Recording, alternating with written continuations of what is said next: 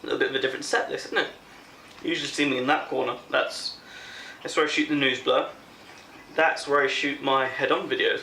I very rarely actually shoot things here. And I don't know why. This chair is very comfortable. Maybe it's because you can see people coming up and down the stairs or something like that. So, I don't. And speaking of, there is someone outside my window right now.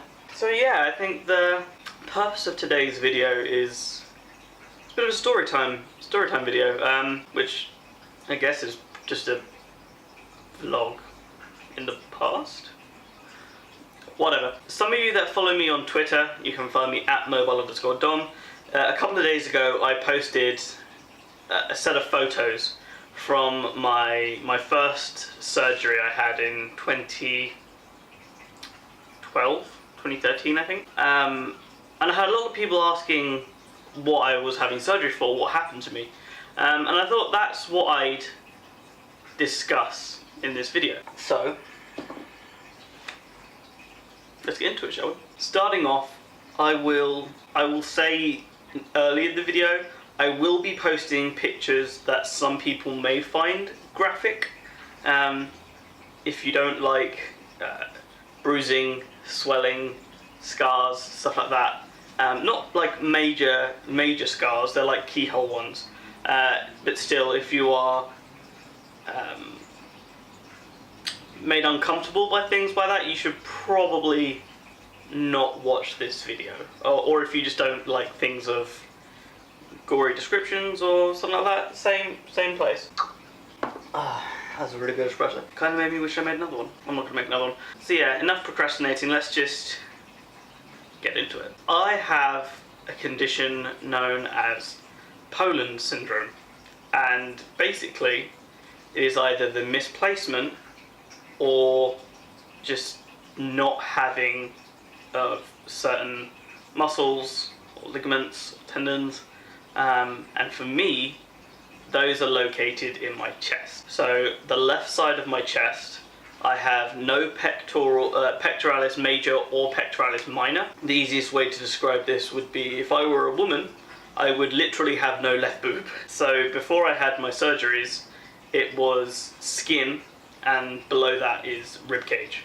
So when I was at my lower weights, much lower than I am now, if I went topless, you would literally see the ridges of where my ribs were, because there was nothing in between the skin and the rib cage. Now I'd like to point out there are some people that have this way worse off than I do. Some people have no hands, some people have muscles missing in their legs, in their abdomen. I got off super lightly with regards to my Poland syndrome. Like I said, I have no pectoralis major or minor, and there is one muscle or ligament at the back that I can't remember for the life of me. It kind of goes from shoulder blade down outwards like that way, and I don't have that. Basically that means, despite being left-handed, this arm is infinitely weaker than this, because the things holding the shoulder in place pretty much don't exist, which led to a fair few hospital visits when I was younger, when I fell off things, trying to do things I was told I couldn't do, because obviously not having this, but being a young child, I wanted to prove people wrong and prove I could do them.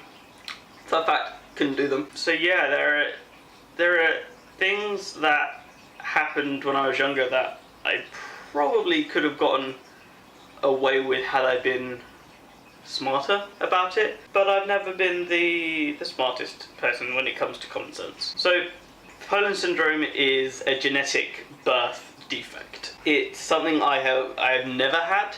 I will never, when I say have, I will never have that muscle. I have never had that muscle, I will never have that muscle. And that's just it. You can't grow what's not there. It's not like there was like a stump or like a strand. There was just nothing. So yeah, that's what that is. And the surgeries I had were cosmetic. They serve no purpose other than to alter the appearance. Now, I was given the choice of other surgeries, one of which was a silicone implant, like what you usually see with people getting boob jobs, and the other one, which in hindsight is probably the one I would have gone for, knowing everything I know now, and that was they would essentially take a few strands of muscle from my thighs. I think they said just one, but it could be both. I could be wrong. They'd take a few strands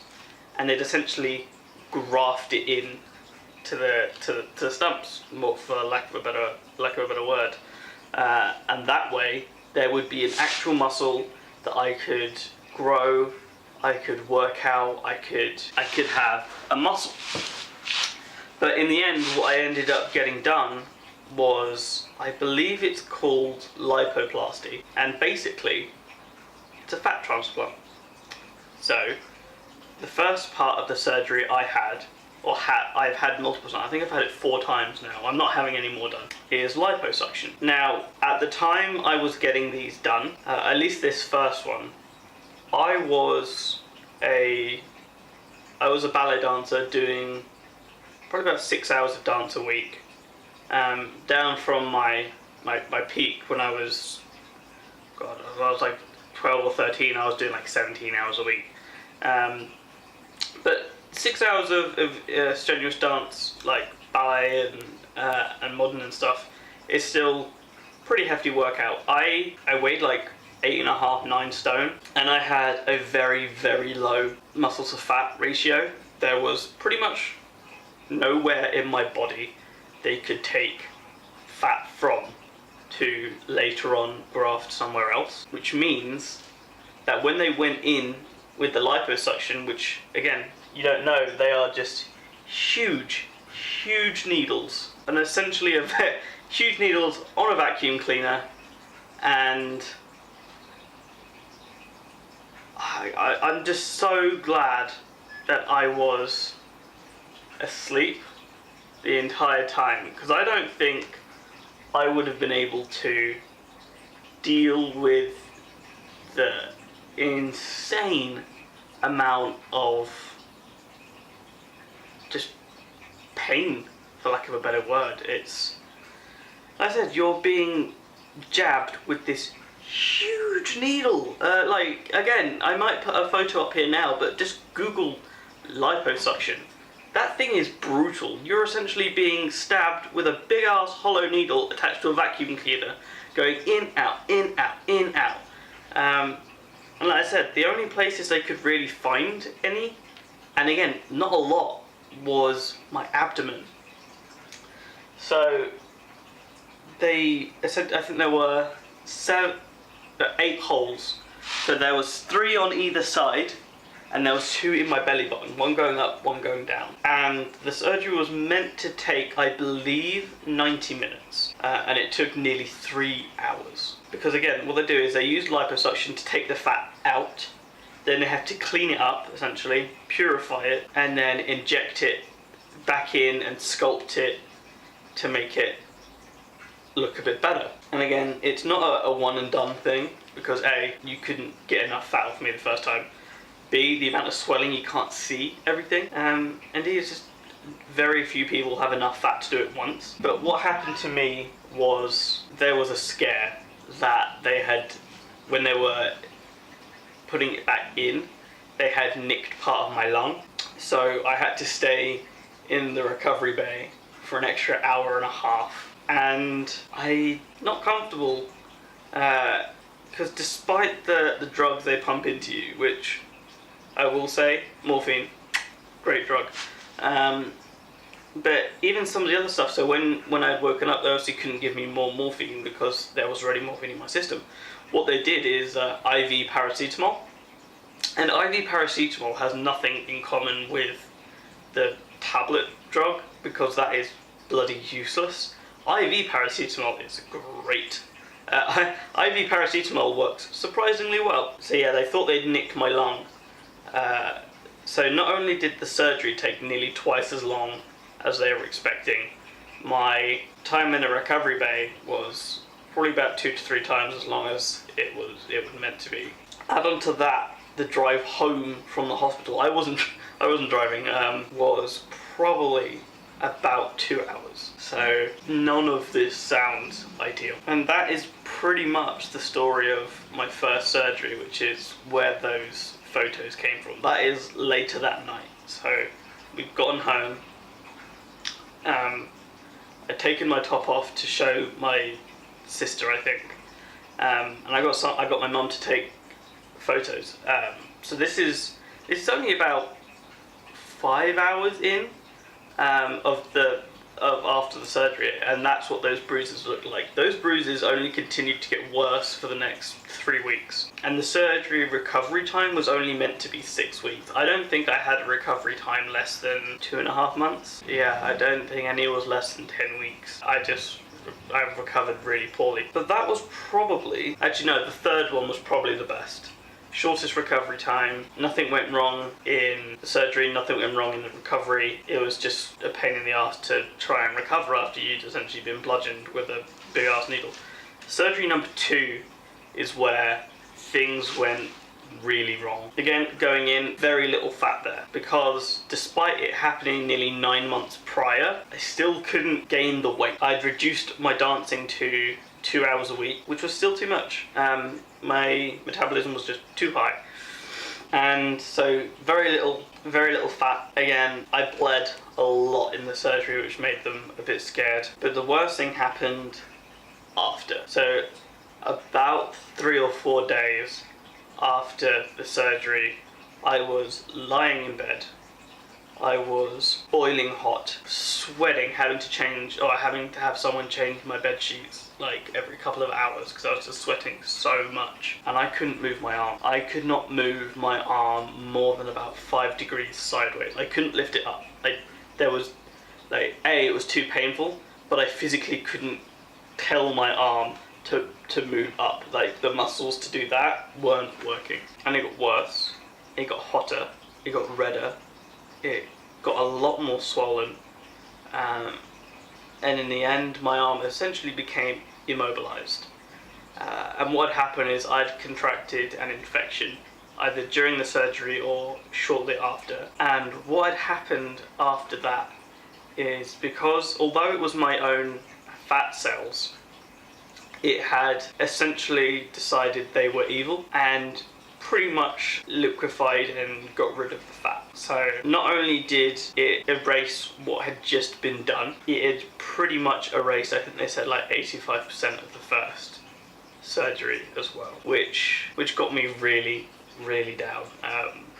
There's no way around it. When you're in a career prospect, as I was as a dancer, where everything is so visual based, not having muscles in your chest is obvious, very obvious. I remember one of the reasons I couldn't get into the Royal Ballet School is the fact that I didn't look right. It's a very visual based, I want to call it a sport, an art, something like that. It's very much based on looks.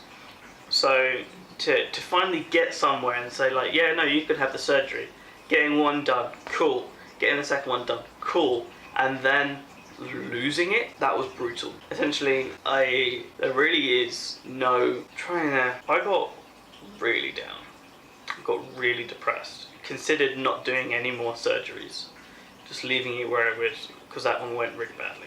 In the end, I didn't. I had 2 more done, they went fine. But now, I don't know, what they did was great.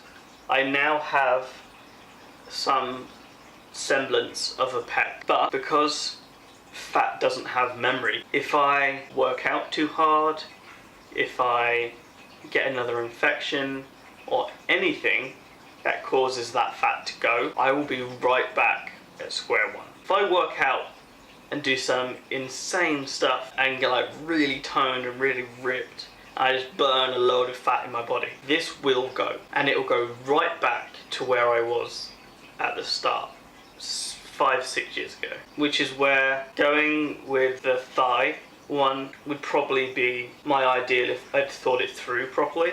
I still gave it a lot of thought to go with the one I did go with, because I really didn't want an implant. I didn't want a silicone implant. But at the time, being told you can have a 6-week recovery time, which didn't end up being true for me anyway, or a 9-month recovery time.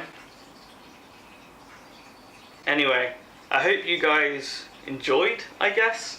Probably not enjoy, but I hope you guys liked the insight into my life, where those photos came from, and why you very rarely see me topless, or in tight t-shirts, or in vests, things like that. Despite having this now, still incredibly body conscious, and I still really don't like my chest. It's little things, like I've got keyhole scars.